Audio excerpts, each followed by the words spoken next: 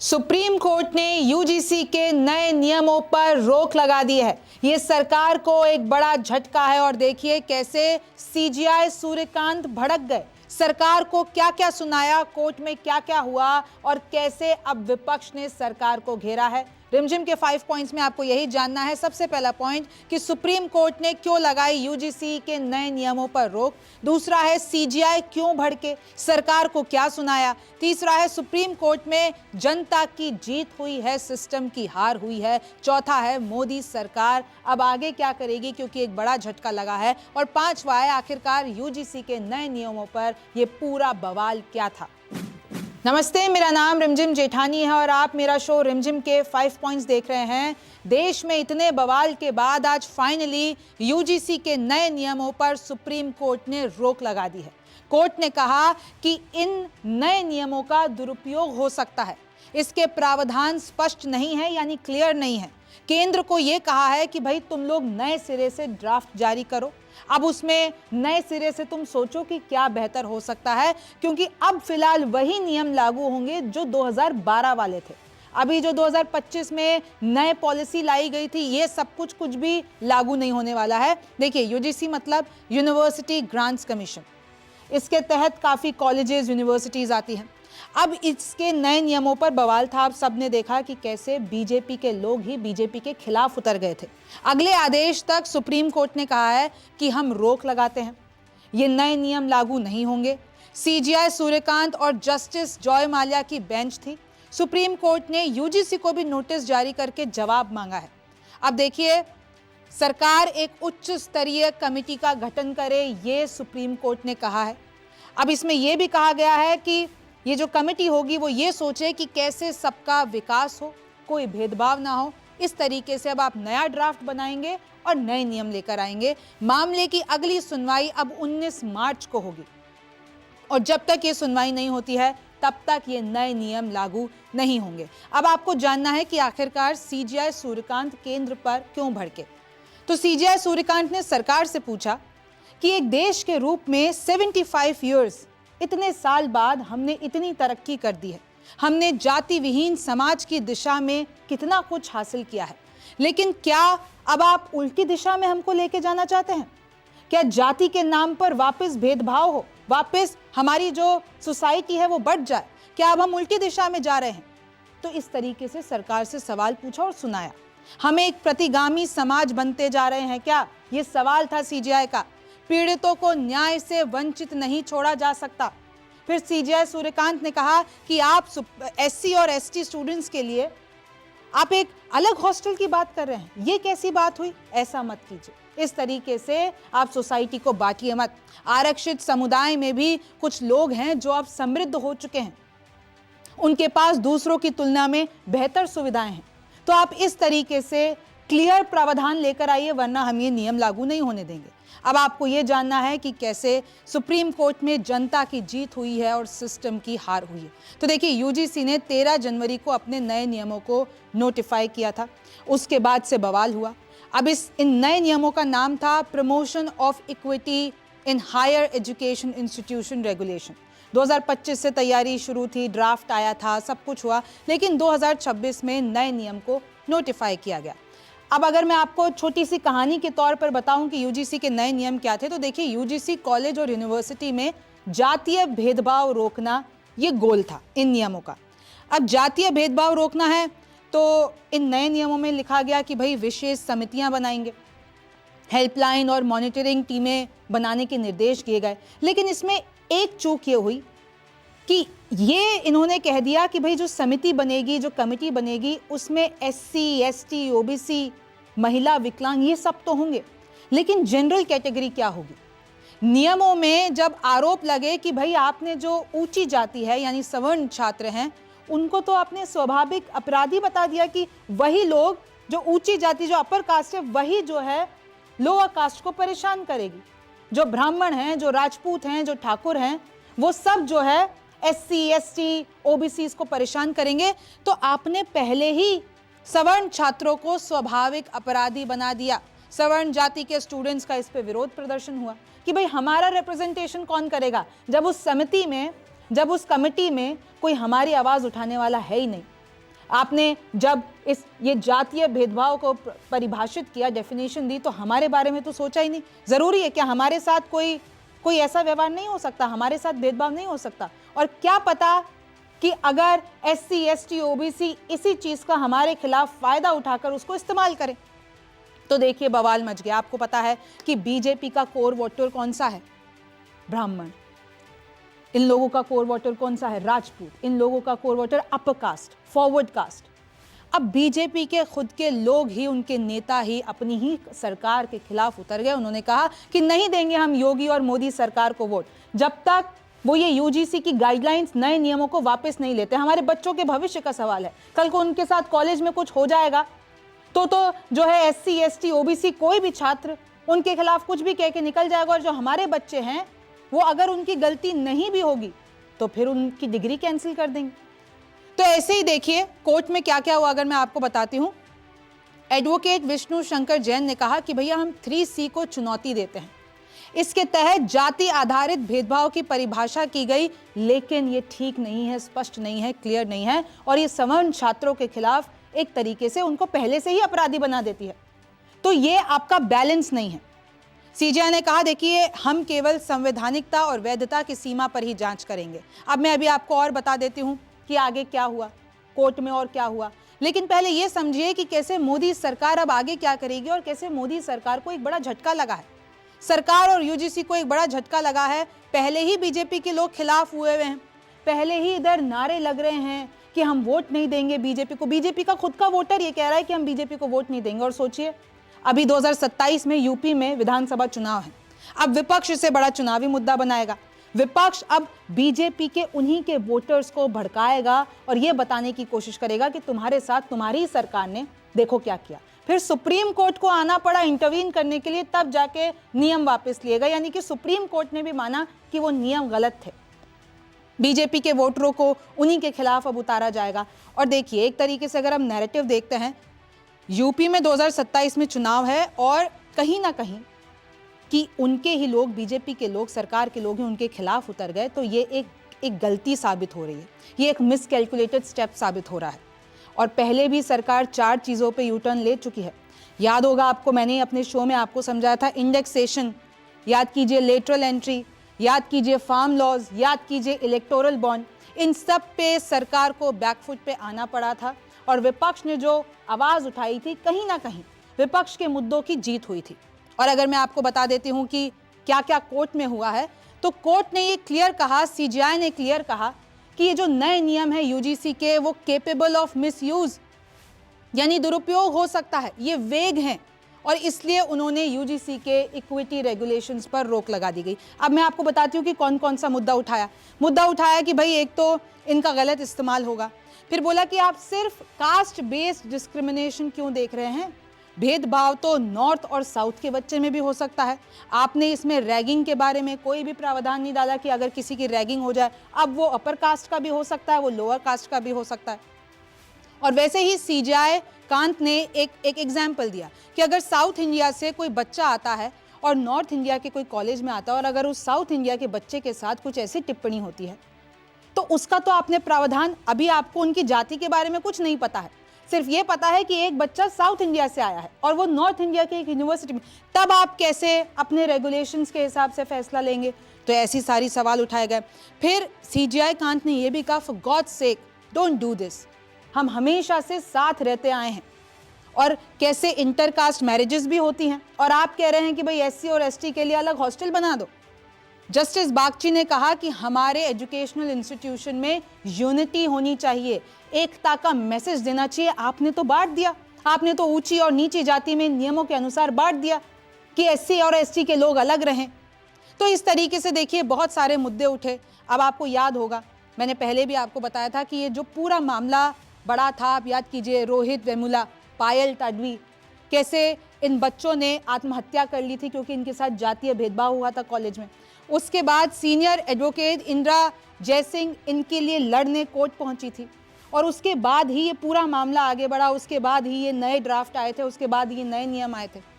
तो जब supreme court में ये सुनाया जा रहा था कि हम रेगुलेशंस पर रोक लगाते हैं, तो सीनियर एडवोकेट इंदिरा जयसिंह ने इसके खिलाफ आवाज़ उठाई। और देखिए कैसे सीजीआई ने ये क्लियर कहा कि आप अपने एक्शन से, अपने फैसलों से, अपने नियमों से सोसाइटी को डिवाइड नहीं कर सकते हैं, क्योंकि इससे बहुत डेंजरस इफेक्ट पड़ेगा, इम्पैक्ट पड़ेगा। देखिए जैसे कि लिखा हुआ है, जब बेंच प्रपोज कर रही थी कि रेगुलेशंस पर रोक लगाते हैं, तो जय सिंह ने अपोज किया कि नहीं, ऐसा नहीं होना चाहिए। भाई आपने तो इतने सालों की, 14 साल की मेहनत बर्बाद कर दी। अब वही कानून लागू होंगे जो 2012 में थे। 2012 में क्या था कि कोई भी सजा का प्रावधान नहीं था, बस इतना कहा गया था कि अगर जातीय भेदभाव होता है तो निगरानी की जाएगी, सुना जाएगा। लेकिन क्या होगा, क्या नहीं होगा, कैसा एक्शन होगा, कैसा एक्शन नहीं होगा, उस टाइम पे कुछ क्लियर नहीं था। और अब वापस ये जो नियम है वो 14 साल पीछे 2012 में चले गए हैं। 2012 के बाद में जो भी ड्राफ्ट बने, ये नए रेगुलेशन आए, कैसे जातीय भेदभाव को परिभाषित किया गया, कैसे बहुत सारे नियम और समिति और ये सारी चीजें ऐड की गई, उन सबको कैंसिल कर दिया, नहीं लागू करेंगे। अब अगली मार्च, जो ये 19 मार्च आएगी, उसके बाद सुनवाई करेंगे। अब देखिए विपक्ष भी हावी है। विपक्ष की प्रियंका चतुर्वेदी ने कहा कि मैं तो बहुत खुश हूं कि सुप्रीम कोर्ट ने ऐसा कोई डिसीजन दिया है, और मैंने पहले भी इसके बारे में आवाज उठाई थी। अब आप सुनिए कि आखिरकार ये पूरा बवाल था क्या। तो देखिए कहानी शुरू होती है 17 दिसंबर 2012 से।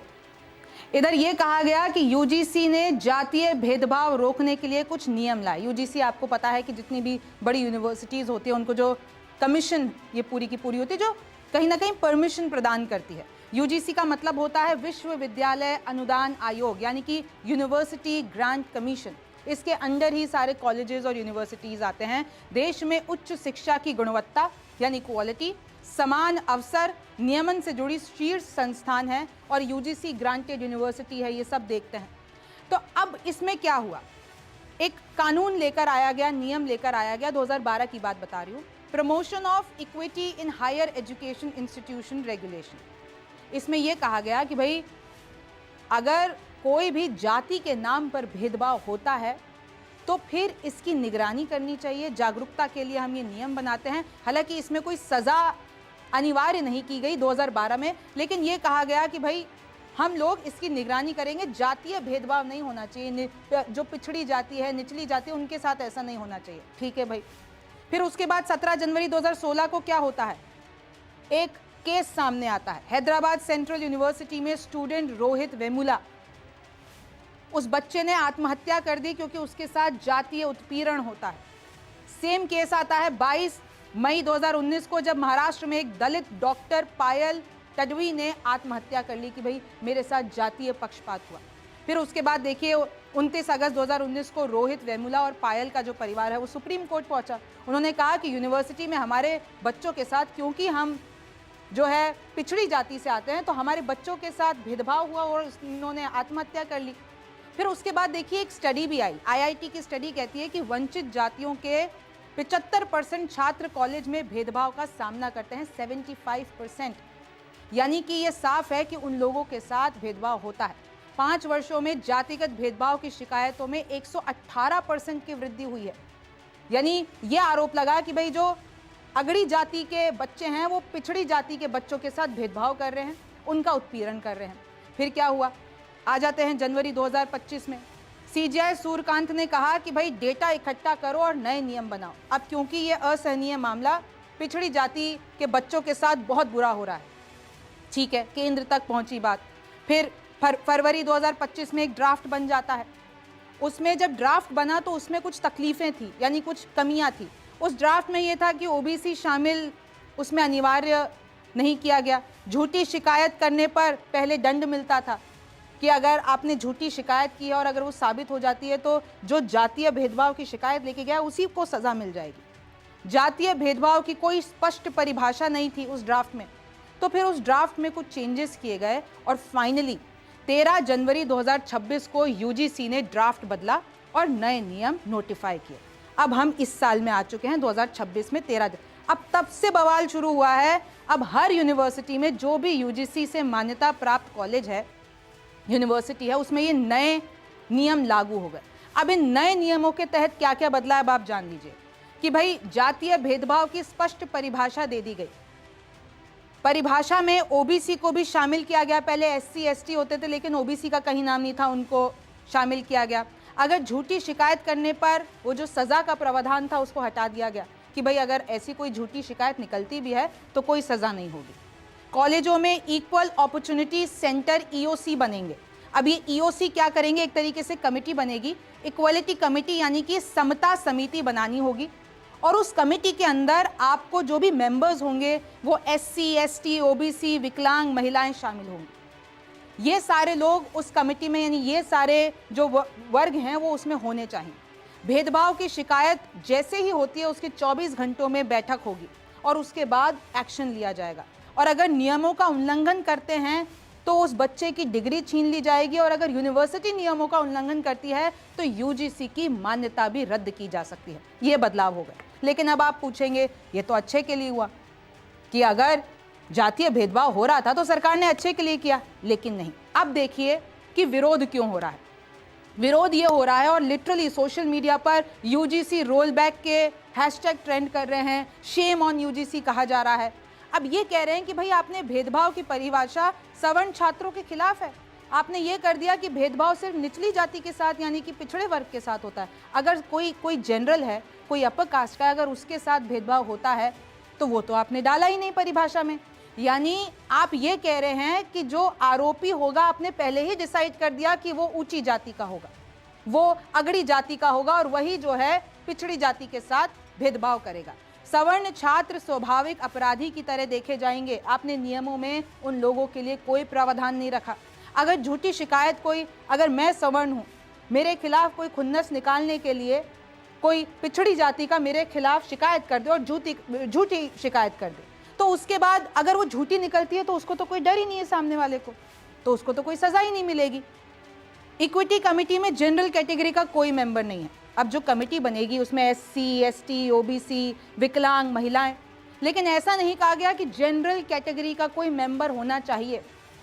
अब अगर कल को सवर्ण जाति के साथ, किसी राजपूत के साथ, जो भी हैं कॉलेज में, अगर उनके साथ कुछ होता है तो उस कमेटी में तो कोई भी नहीं है। अगर कोई पिछड़ी जाति का गलत शिकायत लेकर पहुंचता है, अगर वो रिवेंज लेने के चक्कर में पहुंचता है तो उस कमेटी में तो कोई जनरल कैटेगरी का मेंबर ही नहीं है। तो ऑब्वियस सी बात है कि अब इन्होंने इस प्रोसेस को रिवर्स कर दिया। अब डर ये लोगों को ये है और जो सवर्ण जाति के लोग हैं, जो अपर कास्ट के पेरेंट्स हैं, उनको ये लग रहा है कि अगर हमारे कल को बच्चों के साथ कुछ होता है तो वो तो अपनी बात पेश ही नहीं कर पाएंगे अगर वो ऊंची जाति के हैं तो। संस्थान कार्रवाई के डर से सही निर्णय नहीं ले पाएंगे। अब अगर संस्थान की बात आती है, संस्थान को यानी यूनिवर्सिटी या कॉलेज को जस्टिस करना है। अब वो कहेंगे कि अगर हमने थोड़ा भी इधर उधर किया मामला, यानी हमने थोड़ा भी किसी को सपोर्ट किया या हम न्याय करने की बात आए और सच में किसी पिछड़े जाति के आदमी की गलती निकली तो वो सही डिसीजन नहीं ले पाएंगे, क्योंकि उनको डर है कि भाई हमारी यूजीसी की जो परमिशन है वो कैंसिल ना हो जाए। तो इसी तरीके से देखिए विरोध हो रहा है कि आपने ये नहीं कहा कि भाई वो कमेटी में है तो आपने तो पूरा का पूरा हटा ही दिया। अगड़ी जाति को आपने पूरा का पूरा हटा दिया और पूरी जो पावर है आपने पिछड़ी जाति को दे दी। तो अब हमारे बच्चों का क्या? ये जितने भी राजपूत, बनिए, सवर्ण, ब्राह्मण्स, ये पेरेंट्स पूछ रहे हैं, ये लोग पूछ रहे हैं कि हमारे बच्चे कल को अगर उनके साथ होता है तो कौन जवाबदेह होगा। तो ये पूरा मामला है, ये पूरा विरोध है। अब कुछ बाइट सुनिए कि जैसे ही सुप्रीम कोर्ट में हियरिंग खत्म हुई उसके बाद क्या हुआ। में एडमिशन होने वाले हैं, नए फ्रेशर बच्चे जाएंगे जिन्हें रैगिंग का सामना होगा और रैगिंग यूनिवर्सिटीज में all across the world, her university, her college, her campus में रिकॉग्नाइज्ड फैक्ट है। और लेकिन ये जो नया एक्ट आया था इसमें रैगिंग की डिफिनेशन ही गायब कर दी थी। तो इस रेगुलेशन में कमी तो थी। और रैगिंग अगर होती किसी जनरल कैटेगरी के बच्चे की, उसके पास कोई ऑप्शन ही नहीं था कहीं शिकायत करने का, क्योंकि उसको क्रॉस केस का डर होता कि भाई ये हमारे खिलाफ कह देंगे कि उन्होंने कास्ट बेस्ड एट्रोसिटी हमारे अगेंस्ट की है। इक्विटी स्क्वाड के पास ये है कि भाई अगर एससी/एसटी का कोई भी शिकायत आता है उसको कंप्लेन करनी है पुलिस को, तो पता चला जो पढ़ने गया पहले दिन वो जेल पहुंच जाता है। इस रेगुलेशन ने मान लिया था कि जनरल कैटेगरी के बच्चे अपराधी हैं। इसी के खिलाफ आज हम आए थे। अगर आप अभी किसी यूनिवर्सिटी कैंपस, किसी हॉस्टल में चले जाएं, ठंडियों का सीजन चल रहा है, एक ही रजाई में जनरल और ओबीसी का बच्चा बैठा हुआ मिल जाएगा आपको। आपने ऐसा बना दिया कि जैसे जी यूनिवर्सिटी डिवाइडेड है। और यूजीसी ने गाइडलाइन जारी कर दी, रूल बनाया। तो यूजीसी ने जब रूल बनाया तो सरकार की जानकारी के अंदर ये था, और जानकारी में था तो अब सरकार बेक नहीं हो सकती। सरकार को सुप्रीम कोर्ट में अपना स्टैंड लेना चाहिए। मैं ये कह रहा हूँ इसके अंदर एक लाइन ये भी डालनी चाहिए कि SC ST OBC के साथ साथ प्रत्येक छात्र, चाहे उसकी कोई भी जाति हो, अगर उसको अपमानित किया गया, उसकी रैगिंग हुई या दूसरा हो, तो उन जो आरोपी हैं उनके खिलाफ कड़ी कार्रवाई होनी चाहिए। अब देखिए, आप जैसा कि समझ पा रहे हैं कि ये जो इतने बवाल के बाद सुप्रीम कोर्ट का फैसला आया है, वो सरकार के लिए एक झटका है, और जो जनता प्रोटेस्ट कर रही थी, जो लोग प्रोटेस्ट कर रहे थे, उनके लिए जीत है। अब इस पे आगे क्या होगा ये तो वक्त बताएगा। आपको क्या लगता है मुझे कमेंट सेक्शन में जरूर बताइए। मेरा नाम रिमझिम जेठानी है, आपसे फिर मुलाकात होगी।